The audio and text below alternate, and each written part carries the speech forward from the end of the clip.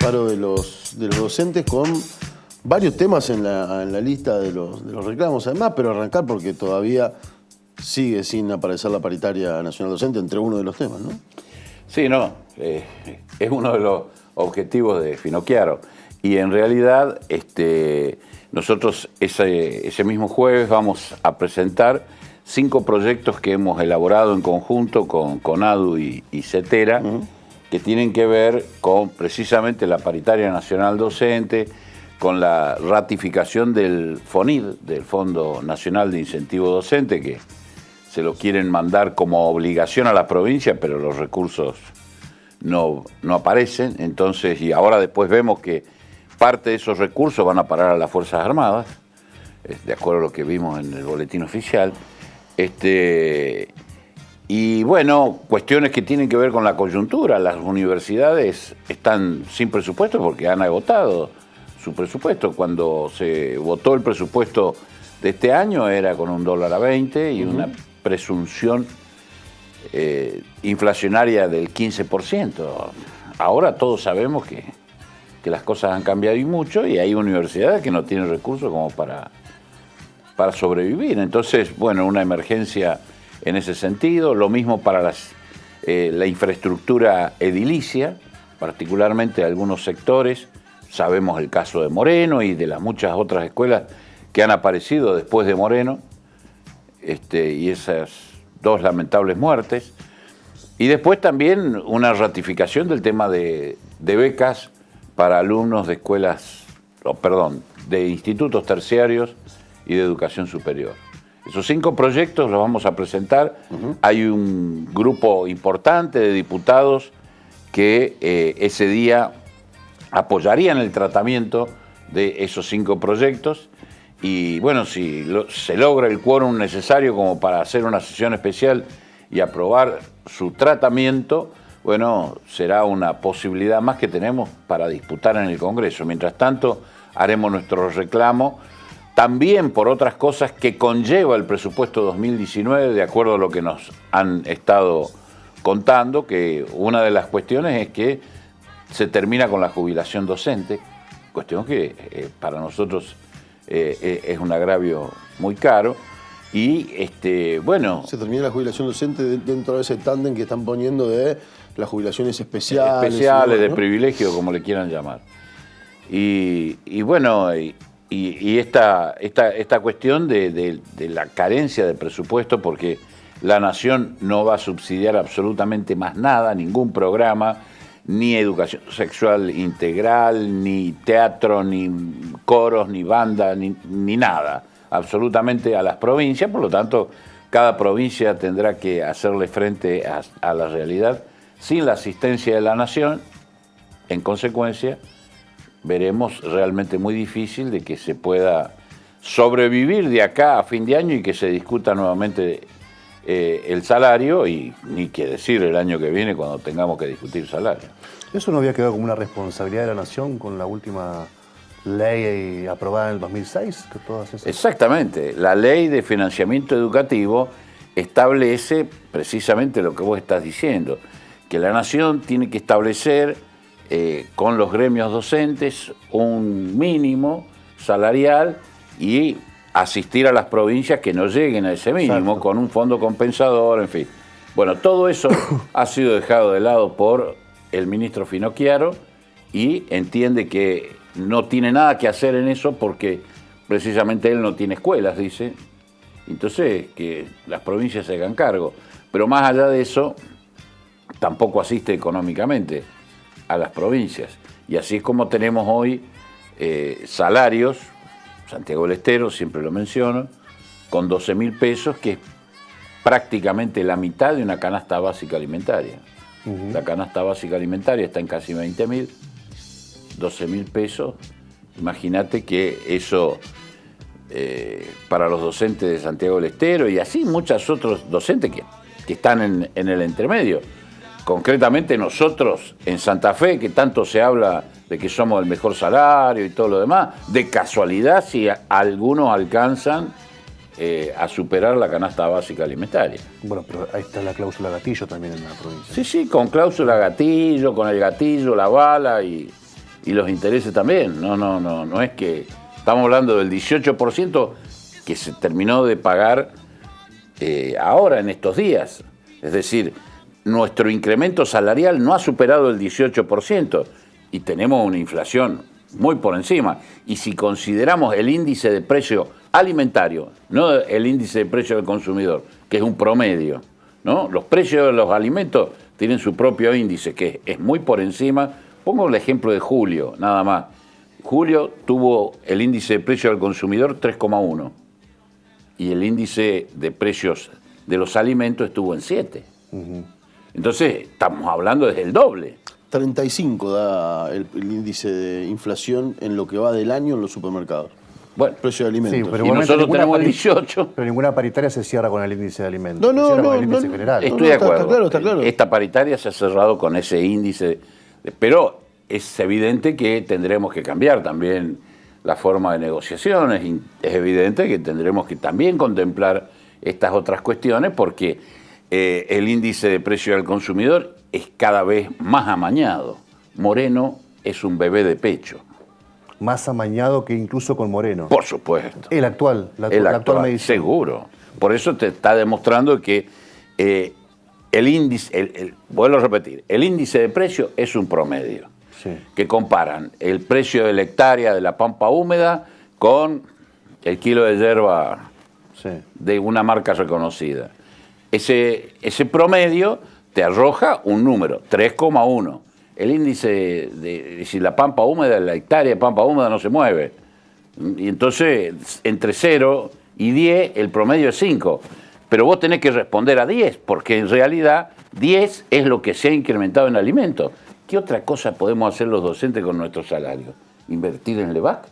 No. Pero Pedro... Bueno, también tenés las tarifas que se han ido... Claro. Pero los docentes también. Los docentes... Antes había un dicho que decía más pobre que maestro de escuela, ¿no? Sí.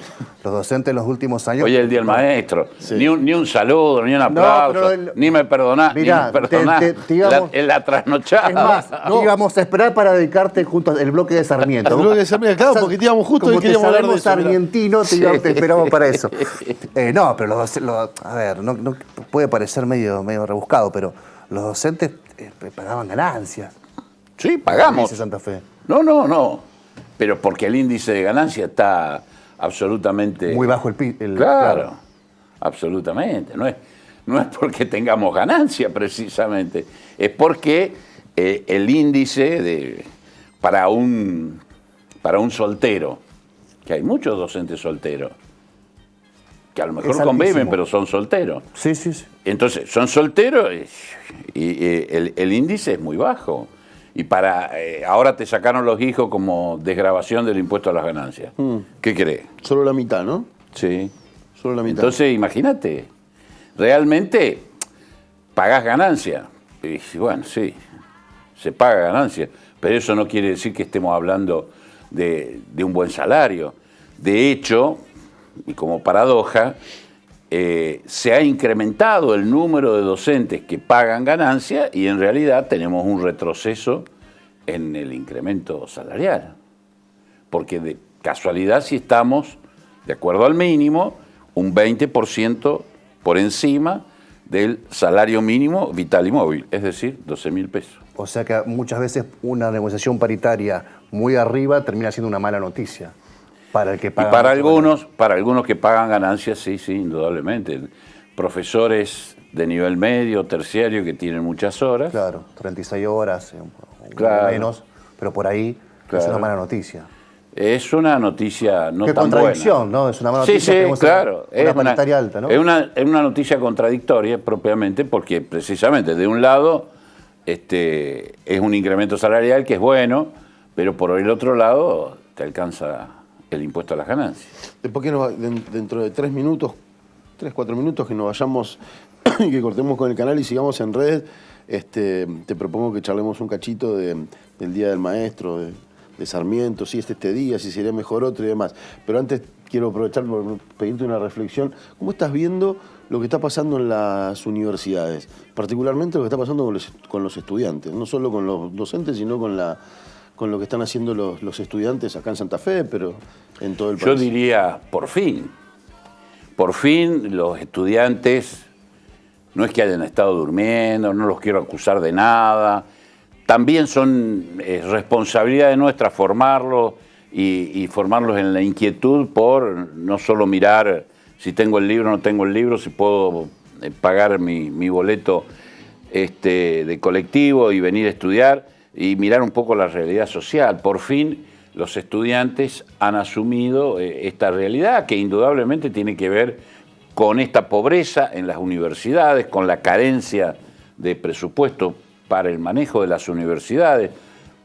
Me imagino que si había becas de la universidad se terminaron, me imagino que si había cuestiones de bibliotecas se terminaron, me imagino que cualquier ventaja, mejora, acompañamiento de parte de las universidades hacia los estudiantes se tienen que haber terminado, porque de casualidad si pueden pagar tarifa, luz, ese tipo de cosas, y la administración. Entonces, todo eso se ha terminado.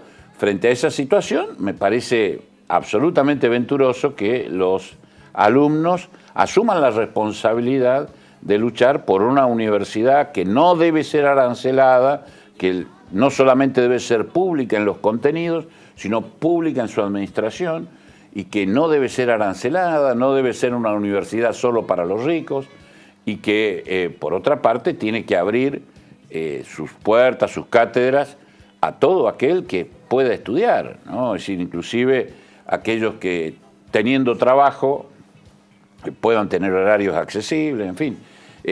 Esa universidad que es impensable en la cabeza de Mauricio Macri, bueno, yo creo que está bien que la piensen los estudiantes. Por otra parte, si los estudiantes no piensan rebeldemente, no piensan revolucionariamente, pobre nuestra sociedad, indudablemente no va a cambiar para nada, va a cambiar totalmente para peor. Con Héctor íbamos a arrancar el programa, tuvimos algún problema técnico de arranque y no lo pudimos hacer, pero íbamos a arrancar charlando de la figura de Sarmiento. ¿Te cae bien que sea el Día del Maestro en honor a Sarmiento? ¿Te cae más o menos? ¿Buscarías otro día? Más o menos. Más o menos. Pero en estos momentos, bien valdría la pena recordar algún aspecto de la obra de Sarmiento en materia educativa. No nos pongamos a hablar de otras cuestiones que tienen que ver con la política. En materia educativa, Sarmiento puso la vara muy alta en la formación docente. Importó, entre comillas, docentes ya formados, calificados, a punto de ser directivos en Boston, digamos, en Estados Unidos, para ser maestros de grado y hacer lo que fue la escuela del normalismo en la Argentina.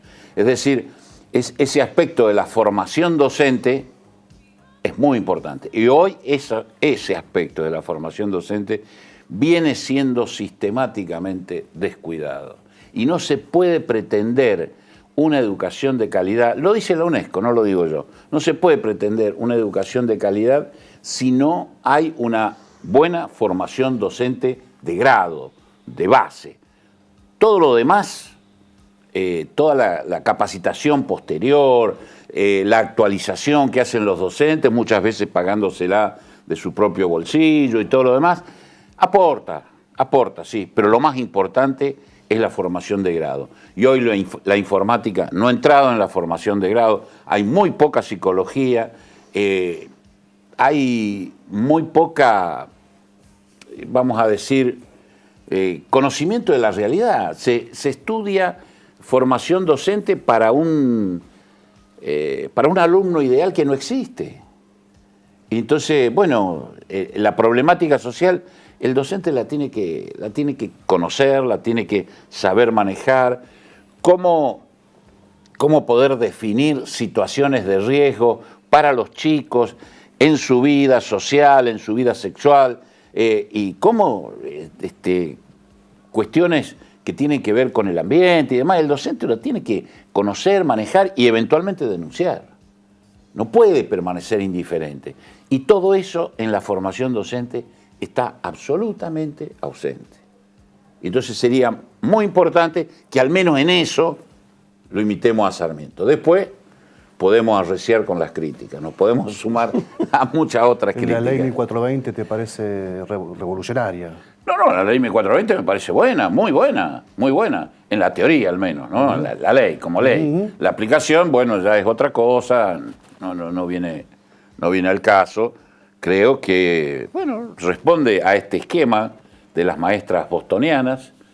68 eran, ¿no? Las que vinieron a Argentina, las maestras de Estados Unidos, porque Sarmiento fue embajador en Estados Unidos, justo después del asesinato de Abraham Lincoln. Claro. Él coincide con ese momento histórico y él descubre a las maestras de Boston y les trae a la Argentina como la educación normalista. De hecho, creo que la de Paraná debe ser la primera escuela normal del país, ¿no? Sí. Te agregaba la ley 1420, te agregaba además que había una visión del país que pudo gobernar durante por lo menos tres periodos, lo que se conoce la generación del 80. Claro.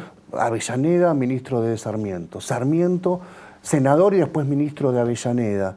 Después gobernador. Después embajador en Estados Unidos. Digamos, un grupo de 200 dirigentes, menos 100 dirigentes en Argentina dispuestos a cambiar el país.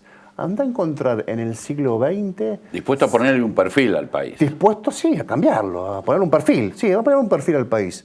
Anda a encontrar después una dirigencia política con esas características. Yo no quiero decir que es una dirigencia única ese momento histórico, pero realmente a nivel regional la generación del 80 fue formidable. Sí, fue muy paralela digamos, a lo que en la universidad se generó también y que, bueno, fue la reforma universitaria. Claro. ¿no? Es decir, digo, paralela, no tiene a lo mejor los mismos orígenes, pero que tiene que ver con toda una movida intelectual. Y bueno, me parece que en ese sentido Sarmiento formó parte de esa generación del 80 que tiene algunas cosas virtuosas y otras, como todo. ¿Las otras tienen que ver más con una mirada revisionista tuya o de un sector de la dirigencia? O... Sí, digo desde el punto de vista que, digamos, un país agroexportador, en fin, etcétera, etcétera, no preveía la posibilidad de la industrialización, no preveía la posibilidad de una economía diferente. Y bueno, vamos a suponer, en aquel entonces ganaron las elecciones, que no fue así, pero sí, no importa. pero supongamos, ganaron las elecciones y gobernaron durante 3 periodos, con éxitos y fracasos. Yo lo que digo que con relación a la educación, Sarmiento tiene algunas cosas que deberían tenerse en cuenta. Creo que a lo mejor no son tanto de Sarmiento, sino como de Juana Manso, ¿no? Sí, sí. Que en la primera iglesia metodista argentina de la Avenida Corrientes al 600 de Buenos Aires, allí están, en la biblioteca de esa iglesia, están los primeros borradores de Juana Manso, que era metodista, como la mayoría de las maestras bostonianas. Claro. Sí, todas protestantes, ¿no? De hecho, sí. La mayoría. Sí, la mayoría. Diría todas, pero a lo mejor me equivoco. Y bueno, ahí están los primeros borradores en la biblioteca, en el archivo de esa primera iglesia metodista de la Avenida Corrientes, y que son borradores de Juana Manso. Que Sarmiento los hace propios después, digamos. Sí, claro, obviamente. Le da el poder político, la decisión política, en fin. Entonces, qué interesante hablar con vos de estos temas, que además sos un apasionado de la historia. ¿No está fracasado el modelo de instrucción o de educación en la Argentina? Pienso en las hermanas Cossettini en la de Santa Fe. Claro. Que eran 2 hermanas rosarinas, para quien no sabe la historia, que innovaron la educación pública con distintas formas de enseñar, para decirlo de algún modo. Olga y Leticia Cossettini. Sí. no se ha intentado romper el paradigma ni desde la dirigencia que conduce el país, ni tampoco desde abajo, me parece, desde las hermanas Cosentini hasta ahora, porque hoy Google te está dando todas las respuestas, o Wikipedia te está dando todas las respuestas a las grandes que Mr. Jones dudas, quiere darte. Exacto. A todas las dudas que puede llegar a tener un alumno. Entonces, si sucede eso, que es una realidad, que se impuso hace por lo menos una década, ¿no ha fracasado el modelo tradicional de enseñanza en el país? Pero sin ninguna duda, en ese aspecto, la escuela sigue siendo verticalista. El esquema, aún hoy, por ejemplo, voy a poner un ejemplo muy concreto, en esto de sostener la verticalidad, ¿no? Los concursos de acceso a la supervisión se hacen con este concepto. Vos, supervisor, cuando seas supervisor, tenés que manejarte con el director, nada más. El director se tiene que manejar con los docentes. Es decir, la verticalidad, el teniente con el subteniente. Esa verticalidad es lo que hace que la escuela no tenga nada que ver con la realidad. Entonces no puede dar respuestas a la sociedad, ni tampoco le puede dar respuestas a sus alumnos. Después, mucha gente dice, no, esto es falta de educación. Si en la escuela le enseñaran, ¿que le enseñan qué? Si en la escuela lo único que le interesa a la directora o al supervisor es que enseñe matemáticas, que termine el plan, el programa, ese tipo de cosas. Y eso sucede en la actualidad. Las docentes que se abren a estas otras realidades. Ya vemos, Vanessa Castillo, una docente que vio la situación de alumnos de él, que denunció la situación y terminó muerta. Después revisamos el protocolo para ese tipo de situaciones, introdujimos el anonimato en la denuncia, qué sé yo, que todo lo otro, pero ya es tarde. Pero vuelvo a repetir, esto demuestra que la escuela sigue estando cerrada a una realidad teórica de un alumno ideal, en fin. Creo que en ese aspecto, hoy dieron los premios Olga y Leticia Cosentini en Rosario. Mira, no sabía. Sí, hoy dieron los premios Olga y Leticia Cosentini en Rosario y se lo dieron a un director de la escuela de Alto Verde, Simón de Iriondo, si no me equivoco. Sí, la escuela número 5. ¿De acá de Alto Verde, sí? Sí, de acá de Alto Verde. El director fue uno de los que recibió el premio de innovación educativa. Pero son casos aislados. Los están premiando, si se quiere un premio, un estímulo, pero porque no hay políticas de innovación, porque no hay políticas de horizontalizar las escuelas. Y me parece que en este aspecto estamos como en la época de Sarmiento. En la época de Sarmiento las escuelas eran verticales, el que sabía era el maestro. Entonces, ¿qué tenés que opinar vos? Ahora, hoy no, claro. Por Google y por muchas otras cosas. Entonces, ¿qué tendría que enseñar el maestro si no es el que otorga conocimiento? A sistematizar, a ser crítico frente a los conocimientos que puedo adquirir por cualquier medio, inclusive por la prensa.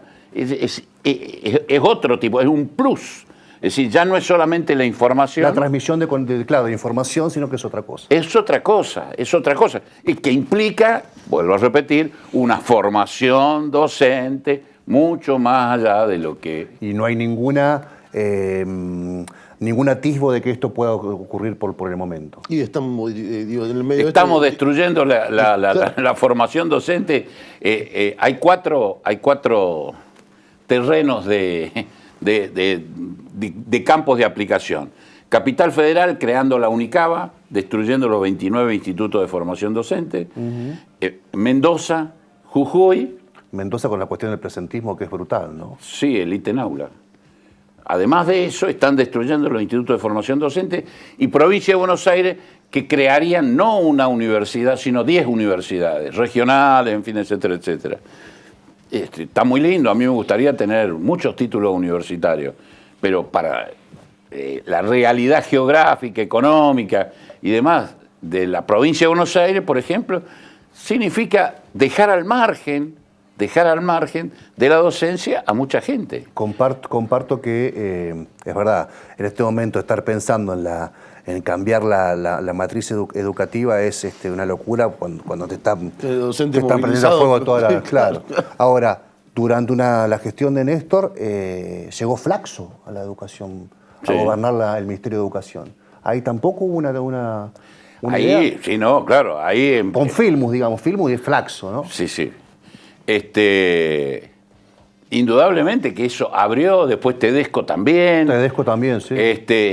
Abrieron, pero el proceso de enquilosamiento, por decir así, del Ministerio de Educación de la Nación y de los Ministerios de Educación es muy serio. Voy a decir, está bien, no se aplica en nuestra provincia, no se aplica la calificación docente, ese tipo felizmente se ha dejado de lado. Pero los reglamentos de la escuela media son los del ministro contraalmirante Pérez Cobos, de la época de la dictadura. El decreto 817, que es el reglamento de las escuelas medias, está vigente y es de la época de la dictadura. Entonces, el decreto de licencia de los docentes, 4597/83, es anterior a las elecciones. Después tiene un montón de artículos 60, el último artículo del decreto de licencia del 60, que dice que la ministra podrá otorgar licencia en situaciones especiales. Y está el 61, el 2, el 3, el 4, el 5, porque hay tantas situaciones especiales que están contempladas en el artículo 60. ¿Por qué? Porque en el reglamento de licencia seguimos otorgando becas a los que vayan a la Escuela de Defensa Nacional. Pero somos reticentes cuando un docente quiere hacer una capacitación, qué sé yo, en educación inclusiva, por ejemplo, que el Estado no la da, y bueno, y entonces esas cosas que cuesta tanto. Pero bueno, creo que en la educación se avanza muy lentamente y ni hablemos este desafío, y lo digo frontalmente, no tengo ningún problema, el desafío que nos han planteado las mujeres con el tema del aborto, que significa la disyuntiva, porque así fue planteado: o defendemos para que no haya abortos con el Código Penal, o con qué, o con nada. No hay educación, no hay formación sexual, no tenemos los docentes formación sexual. Entonces, imaginémonos cómo podemos enfrentar esta situación.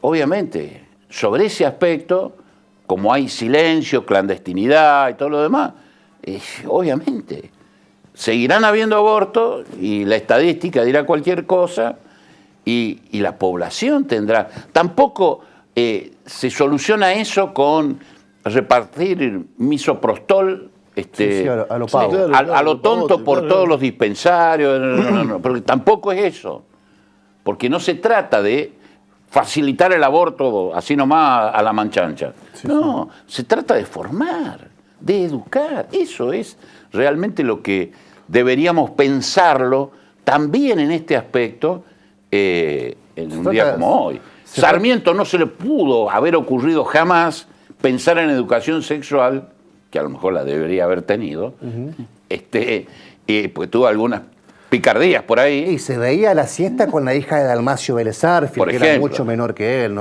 Sí, o cada viaje al exterior que hacía pasaba en la rendición de cuentas las orgías. Sí, bueno, no importa, ya está, eso es otra vez, el pasado. Bueno, pero es un dato. Tenía 19 años aparte la hija de Dalmacio. Peor es San Martín, que anda con una de 14. El único pero dato... eso era a la luz del día, a la vista de la sociedad, y los padres la autorizaron. Es verdad. No, pongamos...